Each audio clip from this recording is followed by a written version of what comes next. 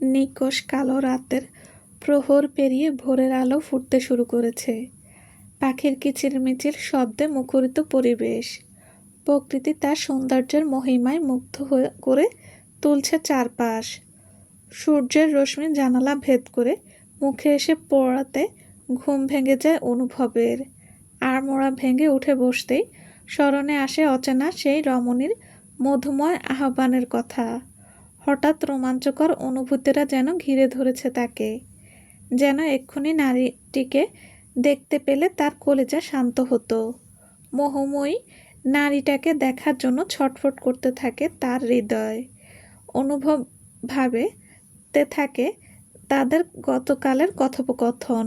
মেয়েটি যেন নাম বলেছিল নিজের। তার মায়াময় রূপ, তীক্ষ্ণ চাহনি, সুমধুর কণ্ঠ আর আশ্চর্য ব্যবহারে এতটাই বিমোহিত ছিলাম যে নামটাই খেয়াল করতে পারিনি। কোনো ব্যাপার না, নামে কি আসে যায়, আজ আসলে শুনে নেব। হঠাৎ তার স্মরণে আসে তাকে তো জঙ্গলে যেতে হবে। গলা উঁচিয়ে নিজের মাতাকে ডাকতে লাগলো। ইলির ছেলের ডাক শুনে মুচকি হাসে। তার পুত্র তাকে না দেখলে যে দিন শুরু করতে পারে না তা তার অজানা নয়। সে দ্রুত পায়ে অনুভবের কক্ষের দিকে যায়। অনুভবকে বিছানায় বসে থাকতে দেখে বলল, এখনো বিছানায় বসে আসছিস কেন? হাত মুখ ধুয়ে আয়, তোকে খেতে দেই। আজ তোর পছন্দের কবুতরের মাংস রান্না করেছি, দ্রুত আয়। মায়ের কথার উত্তর না দিয়ে তার দিকে চেয়ে থাকে অনুভব। তার মায়ের গভীর মমতা সে প্রতি মুহূর্তে উপলব্ধি করতে পারে। মায়ের দিকে কিছুক্ষণ অপলক দৃষ্টিতে তাকিয়ে বলে, মায়ের বুঝি এত সুন্দর হয়? তোমাকে না দেখলে তো আমার দিনই শুরু হয় না আমার জননী। তোমাকে আরেকটু প্রাণ ভরে দেখে নেই, তারপর হাত মুখ ধুতে যাব। ছেলের পাগলামো কথা শুনে মুচকি হাসে এলি। অনুভবের কাছে এগিয়ে গিয়ে বিছানার কোনায় বসে। পুত্রের মাথায় হাত বুলিয়ে বলে, কবে বড় হবি তুই? বিয়ে করে বউ নিয়ে আসার পরও কি থাকবে নিজের মায়ের প্রতি এমন ভালোবাসা? অনুভব কিঞ্চিত রাগত স্বরে বলে, বউকে প্রেমিকার মতো ভালোবাসবো আর মাকে জননীর মতো ভালোবাসবো। তোমার প্রতি ভালোবাসা আমার কখনোই কমবে না, উল্টো বাড়বে, বুঝেছ? ছেলের কথায় মনে মনে খুশি হলেও প্রকাশ করল না এলি। অনুভবকে উঠার তাড়া দিয়ে বলে, পাকা পাকা কথা বলে মায়ের মন গলাতে ভালোই শিখেছিস। তাড়াতাড়ি খেতে আয়। মা বেরিয়ে যেতেই কিছুক্ষণ হাসে অনুভব, তারপর হাত মুখ ধুয়ে মাতার সাথে ভোজন শেষ করে মাকে বিদায় জানিয়ে বেরিয়ে পড়ে জঙ্গলের উদ্দেশ্যে। অন্যদিকে রাজকুমারী গভীর চিন্তায় মগ্ন। কিভাবে প্রহরী ভ্যাম্পায়ারদের চোখ এড়িয়ে যাবে সেই সুদর্শন সুপুরুষের নিকট। প্রাসাদ থেকে বেরিয়ে আসতেই দেখতে পায় সদর দ্বারে সকল ভ্যাম্পায়াররা পাহারত। রাজকুমারীকে দেখে মাথা নুয়ে সম্মান প্রদর্শন করে তারা। রক্ষী প্রধান এগিয়ে আসে তার নিকট, জানতে চায় কোথাও যেতে চান রাজকন্যা। লিয়ানা কঠোর স্বরে বলে, বাহিরে যেতে চাই ভ্রমণের উদ্দেশ্যে। দ্বার খুলে দিন। রাজকুমারীর হুকুমে খুলে দেওয়া হয় সদর দ্বার। সেখানে আর এক মুহূর্ত দেরি না করে দ্রুত প্রস্থান করে রাজকুমারী। তড়িৎ বেগে ছুটে চলে জঙ্গলের দিকে। আনমনে ভাবে, অনেকটা দেরি হয়ে গেছে। সে কি আমার জন্য অপেক্ষা করছে, নাকি ফিরে গেছে নিজ ভবনে? অপরদিকে অনুভব অনেকটা সময় অপেক্ষা করে ক্লান্ত হয়ে বসে পড়ে গাছের পিঠ লাগিয়ে। আনমনে বলে, সে কি আসবে না? কথা দিয়ে কথা রাখবে না? নাকি ভুলে গেছে একদিনের দেখা এই পুরুষটিকে? মুহূর্তে রাজকুমারী সেখানে পৌঁছে যায়। দূর থেকে দেখতে পায় সুদর্শন পুরুষটির ক্লান্তি ভরা মুখ। খানিকটা মন খারাপ হয় তার, দেরি করে আসার কারণে যে সুপুরুষটি এত অপেক্ষায় এত ক্লান্ত। ব্যস্ত পায়ে এগিয়ে যায় তার দিকে। হঠাৎ কারো আসার শব্দে মুখ তুলে তাকায় অনুভব। দেখতে পায় তার দিকে চেয়ে আছে এক স্বর্গীয় পরী। তার সাদা বস্ত্র বাতাসে উড়ে জানান দিচ্ছে, তুমি কোনো মানবী নও হে নারী, তুমি যে স্বর্গরাজ্যের হারিয়ে যাওয়া এক পরী। নীরবতা ভেঙে লিয়ানা বলে ওঠে, অপেক্ষা করানোর জন্য অত্যন্ত দুঃখিত। তার কথাতে হুঁশ ফেরে অনুভবের। দ্রুত চোখ সরিয়ে অন্যদিকে দৃষ্টি নিক্ষেপ করে সে। অতঃপর বলে, এমন স্বর্গীয় দৃশ্য দেখতে হাজার প্রহর অপেক্ষা করতে রাজিও আমি। পুরুষটি সরাসরি কথাতে কিছুটা লজ্জা পেয়ে মুখ ঘুরিয়ে নেয় লিয়ানা। মনে মনে ভাবে, সে কি জানে তার এমন কণ্ঠে আমি বেসামাল হয়ে পড়ি? ভালো হয়েছে সে জঙ্গলের কাছে থাকে। আমি ছাড়া দ্বিতীয় কোনো নারী তার কণ্ঠ শুনতে পায় না, তাকে দেখতে পায় না। তাকে চুপ থাকতে দেখে অনুভব বলে ওঠে, আপনার নামটা অনুগ্রহ করে আরেকবার বলবেন? গতকাল তো বলেছিলাম আমার নাম, এত দ্রুত ভুলে গেছিলে? আমি দুঃখিত, তবে গতকাল এতটাই বিমোহিত ছিলাম যে নামটা খেয়াল করতে পারিনি। পুনরায় একই রকম ঠোঁটকাটা কথাতে কাশি উঠে যায় লিয়ানার। আচমকা তার অতি নিকটে এগিয়ে আসে অনুভব। নিজের পানির পাত্র থেকে যত্ন সহকারে পানি পান করায় তাকে। পানি পান করানো শেষ করে সরে আসে সে। কিছুটা সময় নীরবতায় কেটে যায়। পুনরায় অনুভব বলে, আপনার নাম এখনো জানা হলো না। লিয়ানা, লিয়ানা আমার নাম। আর তোমার? আমি অনুভব। আমি আমার মাতার সঙ্গে এই জঙ্গলের পাশেই থাকি। তোমার মাতা নিশ্চয়ই অনেক সুন্দরী, সুধায় লিয়ানা। আপনি কিভাবে বুঝলেন?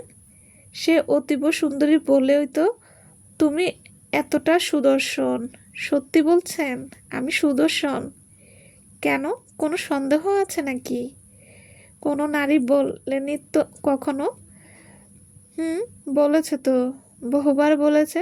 অনুভবের কথায় জ্বলে ওঠে লিয়ানা। সে ছাড়া অনুভবকে কেউ সুদর্শন বলেছে, তার উপর মুগ্ধ হয়েছে? এ কথা তার কাছে বিষ মিশ্রিত ছুরির মতো যন্ত্রণাদায়ক। বিড়বিড়িয়ে বলে, কেন অন্য কেউ বলবে অনুভবকে? কেন নজর দেবে তার সুদর্শন পুরুষটির দিকে? নিজেকে সংবরণ করে বলে, কে সে নারী? তোমার প্রিয় কেউ?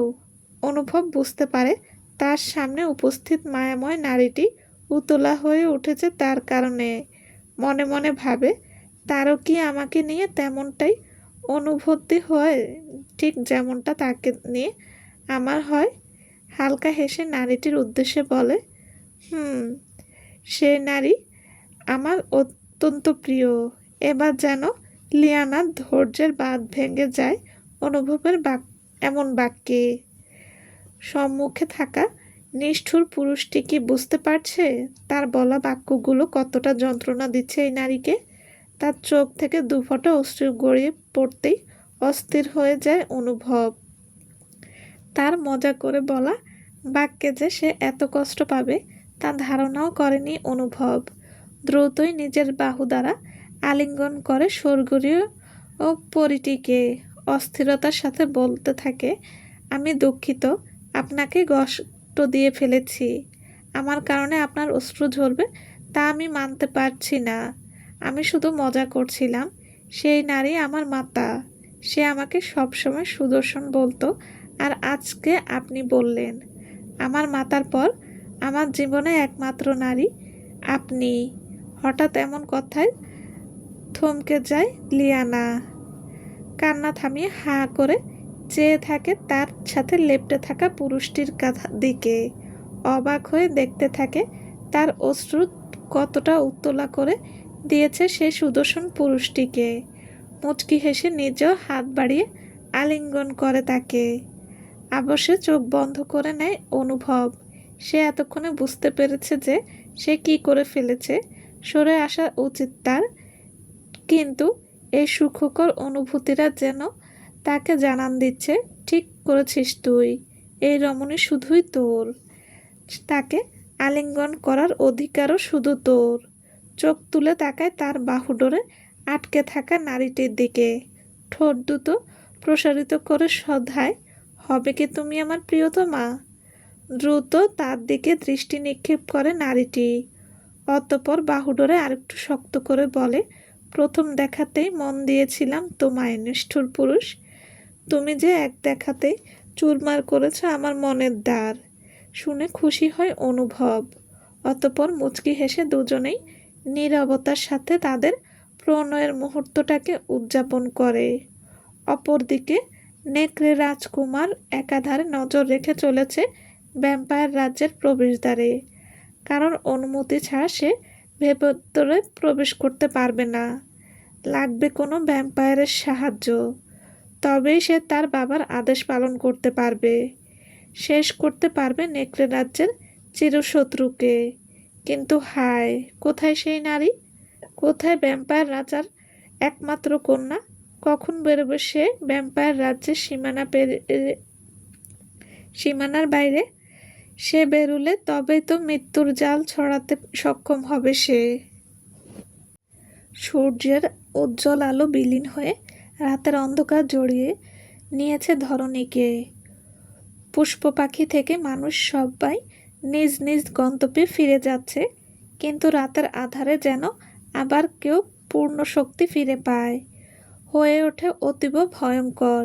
ভ্যাম্পায়ার রাজ্যের সকল ভ্যাম্পায়ার শিকারের খোঁজে ছুটে চলেছে। গর্জন করছে আকাশ বাতাস কাঁপিয়ে। শরীর হিম করা সেসব গর্জন যে কোনো সাধারণ মানুষের শরীরে কাঁপন ধরাতে সক্ষম। রাজা জায়াদ ও রানী অপরূপা রাজকার্য পরিচালনার সব ব্যস্ত সময় অতিবাহিত করছে। রাজকুমারী লিয়ানা নিজের কক্ষে আরাম কেদারায় বসে ছটফট করছে প্রিয় পুরুষটির জন্য। তার মনের শক্তিশালী দ্বার যে ভেঙে সেখানে নিজের জায়গা করে নিয়েছে ভিন্ন জাতির এক সুদর্শন পুরুষ। তার মন যে ক্ষণে ক্ষণে বলে চলেছে, সুদর্শন পুরুষটি তোমাকে বড্ড বেসামাল করে তুলেছে হে নারী। প্রিয় পুরুষটির কথা ভাবতেই তার মুখশ্রীতে ফুটে ওঠে রাজ্যের সমস্ত খুশি। সে নিজের ভ্যাম্পায়ার সত্তার হিংস্রতা ভুলে বসেছে প্রিয় পুরুষটার প্রণয়ে। মনে মনে ভাবে, আমার মতো সেও কি ভাবছে আমাকে নিয়ে? হঠাৎ রাজকুমারীর কক্ষে তার মাতা রানী অপ্সরী প্রবেশ করে। নিজের কন্যাকে একা একা মুচকি মুচকি হাসতে দেখে অবাক হয় খানিকটা। সে জানে তার মেয়ের মাঝে মানুষের অনেক গুণাবলী আছে। এর কারণটাও রানী অপ্সরী নিজে। রাজা জায়াদের সাথে তার প্রণয়ের বিবাহ। ভালোবেসে বিয়ে করে ভ্যাম্পায়ার রাজা জায়াদকে। সেখানে সে নিতান্তই একজন সাধারণ মানুষ। ভ্যাম্পায়ার রাজ্যের সকলেই রাজার সিদ্ধান্তকে সম্মান করে তাদের রানী হিসেবে মেনে নিয়েছিল সাধারণ এক মানবীকে। তবে তাদের শর্ত অনুযায়ী তাকে ভ্যাম্পায়ারে রূপান্তর করা হয়েছে। চাইলেও সে আর এখন মানবী হতে পারবে না কখনোই। সে এখন শুধুই একজন ভ্যাম্পায়ার। তাই তো তার কন্যা ভ্যাম্পায়ারও মানুষ, দুই সত্তার অধিকারী শক্তিশালী এক নারী। তবে সে জানে না কন্যার এত খুশির কারণ কি।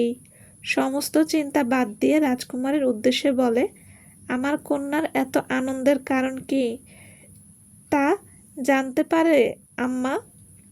আম্মার কণ্ঠস্বর পেয়ে চমকে ওঠে লিয়ানা। পরক্ষণেই নিজেকে সামলে আম্মাকে বসতে অনুরোধ করে সে। আম্মা কি কিছু সন্দেহ করেছে? অতঃপর সে নিজেই আম্মাকে শুধায়, আম্মা, আপনি অনুমতি দিলে আপনাকে একটা প্রশ্ন করতে পারি? রানী অপ্সরা মুচকি হেসে বললেন, কেন নয় আমার কন্যা, অবশ্যই তুমি নির্দ্বিধায় প্রশ্ন করতে পারো। মাতার অনুমতি পেয়ে লিয়ানা জানতে চায় মানুষ সম্পর্কে। মানুষের অনুভূতি কেমন, তারা কিসে খুশি হয়, কিসে দুঃখ পায়। জানান আমাকে মানুষ সম্পর্কে সকল তথ্য। মেয়ের প্রশ্নে হচকচিয়ে যায় রানী। হঠাৎ তার কন্যা মানুষ সম্পর্কে এতটা কৌতূহলী হলো কেন? আগে তো কখনোই এসব বলেনি। মাতাকে নিশ্চুপ থাকতে দেখে সে পুনরায় একই কথা শুধায়। তাকে যে জানতেই হবে তার প্রিয় মানুষটি সম্পর্কে। কন্যার এমন অস্থিরতা ঠিকই ধরতে পারে রানী। তাই বলতে শুরু করে, মানুষ হচ্ছে সৃষ্টির সেরা জীব। তাদের আবেগ অনুভূতি দুঃখ, কষ্ট, আনন্দ সবই তারা নিজেরা নিয়ন্ত্রণ করতে পারে। অলৌকিক কোনো শক্তির অধিকারী না হয়েও তারা সবচেয়ে শক্তিশালী। তারা ভালোবাসতে পারে মন প্রাণ দিয়ে, আবার ধোঁকা দিতেও পারে। মানুষেরা নিত্য নতুন খাবার পছন্দ করে, ঘুরতে পছন্দ করে, অপছন্দ করে যারা তাদের সাথে মিথ্যা কথা বলে, ধোঁকা দেয়। কিন্তু তুমি কেন জানতে চাইছো তাদের সম্পর্কে? আম্মার কথাগুলো এতক্ষণ মনোযোগ দিয়ে শুনছিল লিয়ানা। হঠাৎ মাতার প্রশ্নে ধ্যান ভাঙে তার। বলল, এমনিতেই, আসলে জানতে ইচ্ছে করছিল। মায়ের কোলে মাথা রেখে শুয়ে আছে অনুভব। ঘুমাতে পারছে না সে। ইচ্ছে করছে ছুটে চলে যেতে তার প্রিয়তমার কাছে। খুব করে জানতে ইচ্ছে করছে তার প্রিয়তমার বর্তমান অবস্থান। কী করছে সে এখন? অস্থির হয়ে যাচ্ছে অনুভব তার প্রিয়তমার কারণে। ছেলেকে অস্থিরভাবে শ্বাস নিতে দেখে ঘাবড়ে যান ইলি।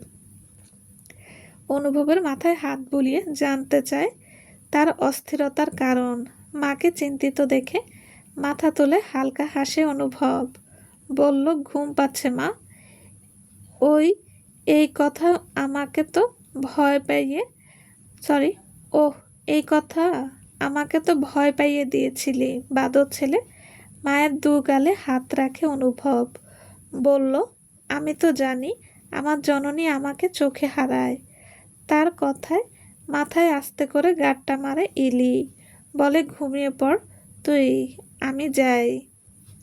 দরজার দিকে এগিয়ে গেলেই পেছন থেকে অনুভব বলে ওঠে, শুভরাত্রি মা। শুনতে পেয়ে মুচকি হেসে নিজের কক্ষে চলে যায় ইলি। মা চলে যেতেই সে আবার মগ্ন হয়ে পড়ে প্রিয়তমার ভাবনাতে। এ কি জাদু করলা তুমি কন্যা? সারা রাত সে ঘুমাতে পারে না। ভোরের আলো ফুটতেই রাজ্যের ঘুম নামে তার চোখে। একসময় ঘুমের কোলে ঢলে পড়ে সে। সময়টা দুপুর, তবে নেকড়ে রাজ্যে সূর্যের তীব্র রশ্মি যেন আলোকিত করতে পারে না, এতটাই অন্যায় অনাচার চলে সেখানে। চারদিকে শুধু গগন বিদারক চিৎকার। প্রাসাদে আসিফ এবং রবার্ট রাজসভায় আলোচনা করছে। আসিফ চিন্তিত ভঙ্গিতে সেনাপতি রবার্টকে বলে, তোমার কি মনে হয় রবার্ট, আমার পুত্র কি সফল হবে? পারবে কি আমাদের চিরশত্রুকে শেষ করতে? রবার্ট মহারাজকে আশ্বস্ত করতে দ্রুত বলে ওঠে, অবশ্যই পারবে মহারাজ। আমাদের রাজকুমার রঙ্গন তীক্ষ্ণ বুদ্ধির অধিকারী। সে যখন এই দায়িত্ব নিয়েছে তখন অবশ্যই পূরণ করবে তার দায়িত্ব। রবার্টের কথাতে আশ্বস্ত হয় রাজা। আসিফ তবুও যেন তার চিন্তা কমে না খুব একটা। যে করেই হোক শেষ করতে হবে ওই রাজকুমারীকে, না হলে শেষ হয়ে যাবে আমার রাজ্য, ধ্বংস হয়ে যাব আমি সহ আমার বিশাল এই কালো জগৎ। ভ্যাম্পায়ার রাজ্য সকলে নিজ নিজ কর্মে ব্যস্ত। রাজা রানী রাজসভায় উপস্থিত রাজসিপাহীদের সাথে কিছু গুরুত্বপূর্ণ আলোচনা করছেন। তখনই সেখানে উপস্থিত হয় রাজ্যের মন্ত্রী ওয়ালিদ। তবে তার সঙ্গে রয়েছে একজন অচেনা যুবক। ওয়ালিদ রাজা এবং রানীকে সম্মান প্রদর্শন করে তাদের সাথে পরিচয় করিয়ে দেয় যুবকটির। রাজা মশাই, যুবকটি আমার বোনের একমাত্র পুত্র রণবীর। যুবকটি সম্মান প্রদর্শন করে রাজা ও রানীকে। রাজা জায়েদ হালকা হেসে যুবকটির উদ্দেশ্যে বলে, স্বাগতম তোমাকে আমার প্রাসাদে। আমার গৃহের অতিথি তুমি। কোনো সমস্যা হলে অবশ্যই জানাবে। যাও, মন্ত্রী তাকে কক্ষে পৌঁছে দিয়ে আসো। রণবীর মুচকি হেসে ধন্যবাদ জানিয়ে প্রস্থান করে সেখান থেকে। মন্ত্রী ওয়ালিদ তাকে পৌঁছে দেয় নির্ধারিত কক্ষে। কক্ষে প্রবেশ করে রহস্যময় হাসে রণবীর। মন্ত্রী চলে যেতেই সে বেরিয়ে পড়ে প্রাসাদটা ঘুরে দেখতে। প্রাসাদের বাহিরের বাগানে নজর পড়তেই মুগ্ধতায় ছেয়ে যায় তার চোখ। বাগানের ফুলগুলোকে কোমল হাতে ছুঁয়ে দিচ্ছে এক নিদারুণ সুন্দরী কন্যা। বাগানে ফোটা অগণিত নাম না জানা বাহারি ফুলের মাঝে সৌন্দর্যতার প্রতিযোগিতাতে এই ফুলটাই বেশি আকর্ষণীয়। পাহারারত এক প্রহরীকে ডেকে জিজ্ঞেস করে, কে এই কন্যা, কি তার পরিচয়? প্রহরী তার দৃষ্টি অনুসরণ করে দেখতে পায় রাজকুমারীকে। সে যুবকটিকে জানায় ইনি তাদের রাজার একমাত্র কন্যা রাজকুমারী লিয়ানা। প্রহরীর কথায় কিছুটা চমকে যায় রণবীর। পরক্ষণেই রহস্যময় হেসে ত্যাগ করে সে স্থান। এগিয়ে যায় রাজকুমারীর দিকে। আশেপাশে কারো উপস্থিতি বুঝতে পারে এদিক ওদিক তাকাতেই লিয়ানা দেখতে পায় একটি যুবক তার দিকে এগিয়ে আসছে। চিনতে পারে না সে, আগে কখনো দেখেছে বলেও মনে পড়ে না। অপরিচিত পুরুষ তার বাগানে প্রবেশ করেছে দেখে রাগান্বিত হয় রাজকুমারী। রাগে তার তীক্ষ্ণ দাঁত দুটো বেরিয়ে আসে, নখগুলো বিরাট আকার ধারণ করে। হাওয়ার বেগে ছুটে গিয়ে তার বড় বড় নখ দ্বারা আঁচড় কাটে যুবকটির শরীরে। যুবকটি ব্যথায় আহ বলে বসে পড়ে। তবুও যেন রাগ কমছে না রাজকন্যার। তীক্ষ্ণ দাঁত দুটো এগিয়ে নেয় যুবকের গলার কাছে, বলে, কে তুই? এত বড় সাহস তোর? আমার অনুমতি ছাড়া আমার বাগানে প্রবেশ করেছিস? নিজের পরিচয় দে, নতুবা এখনই তোর সমস্ত রক্ত শুষে নেব আমি। দূর থেকে রানী দেখতে পায় তার কন্যা রণবীরের প্রাণ নিতে মরিয়া হয়ে উঠেছে। সে হন্তদন্ত হয়ে ছুটে যায় বাগানের দিকে। লিয়ানাকে থামিয়ে রাগান্বিত স্বরে বলে, এ কি করছো তুমি কন্যা? এ যুবক প্রাসাদের অতিথি, মন্ত্রীমশাইয়ের বোনের পুত্র রণবীর। অতিথির সাথে তুমি কিভাবে এরূপ আচরণ করতে পারো? মাতার কথাতে শান্ত হয়ে যায় লিয়ানা। ভুল করেছে বুঝতে পেরে নিজেকে স্বাভাবিক করে সরে আসে রণবীরের কাছ থেকে। মাতাকে বলে, এমন হলে তার নিজের পরিচয় দেওয়ার প্রয়োজন ছিল। রণবীর কোনোভাবে উঠে দাঁড়িয়ে বলে, আমি দুঃখিত, আসলে আমার জানা ছিল না আপনি এতটা রাগান্বিত হয়ে যাবেন। রানী অপ্সরা বুঝতে পারেন তার কন্যার রাগের কারণ। তিনি বলেন, তাহলে তোমরা আলাপ করো, আমি কক্ষে যাচ্ছি, আমার বিশ্রাম প্রয়োজন।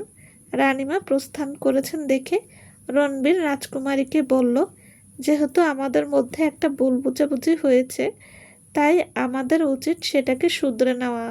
আমরা কি বন্ধু হতে পারি? লিয়ানার মোটেও ইচ্ছে নেই এর সাথে বন্ধুত্ব করার, তবুও অতিথিকে তো অসম্মান করা যায় না, তাই বাধ্য হয়ে সম্মতি জানালো। রাজকুমারী সম্মতি পেয়ে খুশি হলো রণবীর। সে বলল, আপনাদের রাজ্যে আমি প্রথমবার এসেছি, আপনি কি অনুগ্রহ করে আমাকে রাজ্যটা ঘুরিয়ে দেখাবেন? লিয়ানা বলল, হ্যাঁ অবশ্যই, কেন নয়, আপনি আমার প্রাসাদের অতিথি বলে কথা। চলুন তবে যাওয়া যাক। তারা বেরিয়ে পড়ল রাজ্য ঘুরতে। এক পর্যায়ে রণবীর রাজ্যের পাশের জঙ্গল দেখার ইচ্ছা প্রকাশ করে। জঙ্গল দেখতে দেখতে হঠাৎ সুন্দর এক ফুলে চোখ আটকে গেল রণবীরের। রাজকুমারীকে বলল ফুলটি তাকে নিয়ে দিতে।